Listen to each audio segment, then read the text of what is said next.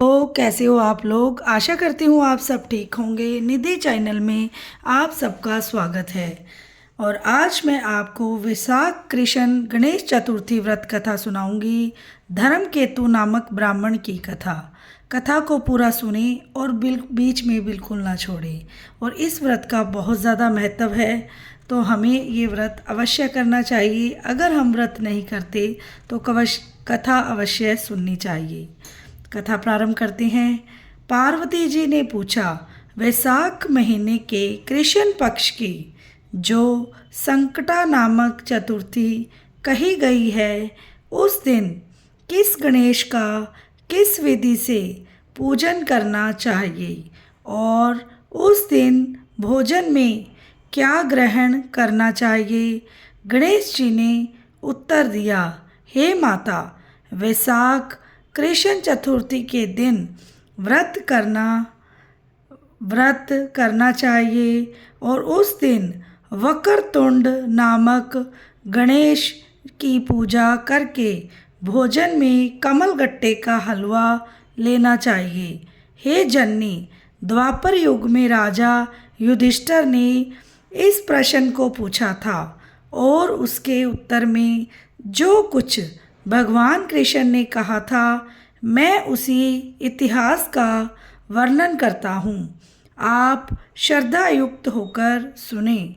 श्री कृष्ण बोले, हे राजा युधिष्ठिर, इस कल्याण दात्री चतुर्थी का जिसने व्रत किया है और उसे जो फल प्राप्त हुआ, मैं उसे ही कह रहा हूँ। प्राचीन काल में एक रंतिदेव नामक प्रतापी राजा हुए हैं। जिस प्रकार आग तृण समूहों को जला सकती है, उसी प्रकार वे अपने शत्रुओं के विनाशक थे। उनकी मित्रता यम, कुबेर, इंद्रादिक देवों से थी। उन्हीं के राज्य में धर्मकेतु नामक एक श्रेष्ठ ब्राह्मण रहते थे। उनके दो स्त्रियां थीं। एक का नाम सुशीला और दूसरी का नाम चंचला था। सुशीला नित्य ही कोई ना कोई व्रत किया करती थी।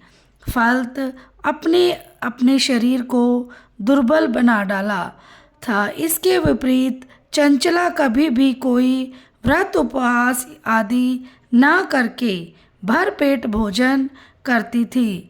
इधर सुशीला को सुंदर लक्षणों वाली एक कन्या हुई और उधर चंचला को पुत्र रतन की प्राप्ति हुई।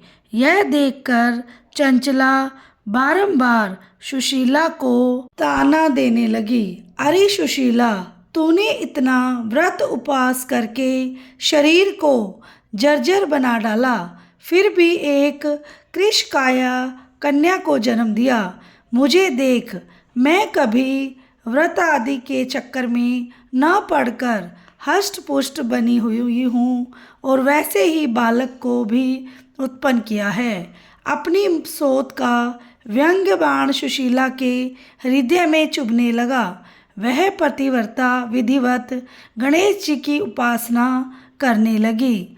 जब सुशीला ने भक्ति भाव से संकटानाशक गणेश चतुर्थी का व्रत किया तो रात्रि में वरदायक गणेश जी ने उसे दर्शन दिया। श्री गणेश जी ने कहा, हे सुशीले, तेरी आराधना से हम अत्यधिक संतुष्ट हैं। मैं तुम्हें वरदान दे रहा हूँ कि तेरी कन्या के मुख से निरंतर मोती और मूंग प्रवाहित होते रहेंगे। हे कल्याणी, इससे तुझे सदा प्रसन्नता रहेगी।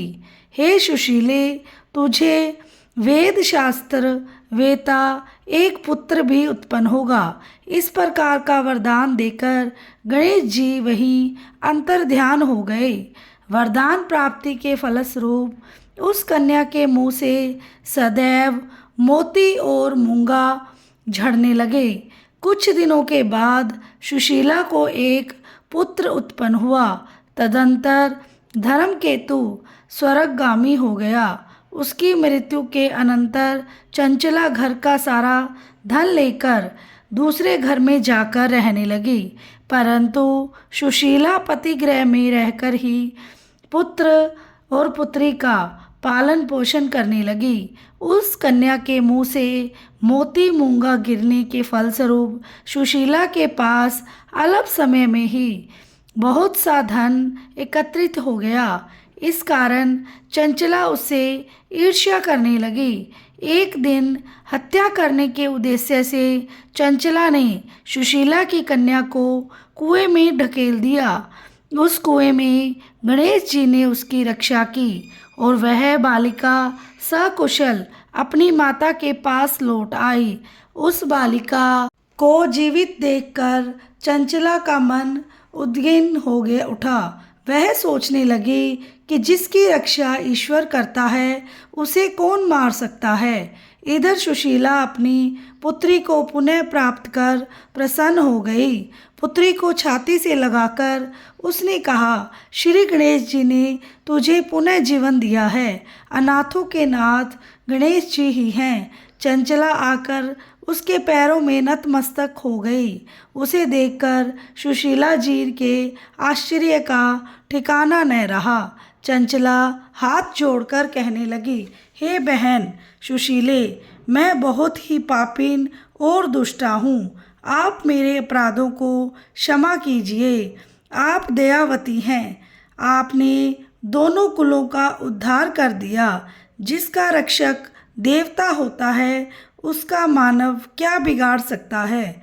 जो लोग संतों एवं सत्पुरुषों का दोष देखते हैं वे अपनी करनी से स्वयं नाश को प्राप्त होते हैं। इसके बाद चंचला भी उस कष्ट निवारक पुण्यदायक संकट नाशक गणेश जी के व्रत को किया। श्री गणेश जी के अनुग्रह से परस्पर उन दोनों में प्रेम भाव स्थापित हो गया। जिस पर गणेश जी की कृपा होती है उसके शत्रु भी मित्र बन जाते हैं। सुशीला द्वारा संकट नाशक गणेश चतुर्थी व्रत किए जाने के कारण ही उसकी सोच चंचला का हृदय परिवर्तन हो गया। श्री गणेश जी कहते हैं कि हे देवी, पूर्व काल का पूरा वृत्तांत आपको सुना दिया। इस लोक में इससे श्रेष्ठ विघ्न विनाशक कोई दूसरा व्रत नहीं है। श्री कृष्ण जी कहते हैं कि हे धर्मराज, आप भी विधि पूर्वक गणेश जी का व्रत कीजिए। इसके करने से आपके शत्रुओं का नाश होगा तथा अष्ट सिद्धियां और नवनिधियां आपके सामने कर्मबद्ध होकर खड़ी रहेंगी। हे धर्मपरायण युधिष्ठिर, आप अपने भाइयों, धर्मपत्नी और माता के सहित इस व्रत को कीजिए। इससे थोड़े समय में ही आप अपने राज्य को प्राप्त कर लेंगे। बोलो श्री गणेश जी महाराज की जय हो। तो आशा करती हूँ आपको कथा पसंद आई होगी और वीडियो को लाइक, चैनल को सब्सक्राइब करे बिना ना जाइएगा और बेल आइकन को ज़रूर प्रेस करना ताकि मेरी वीडियो की नोटिफिकेशन आपके पास सबसे पहले पहुँच सके। और आपके लाइक सब्सक्राइब से बहुत ज़्यादा हिम्मत मिलती है। मिलते हैं नेक्स्ट वीडियो में नेक्स्ट अध्याय के साथ। जय गणेश जी महाराज की जय हो।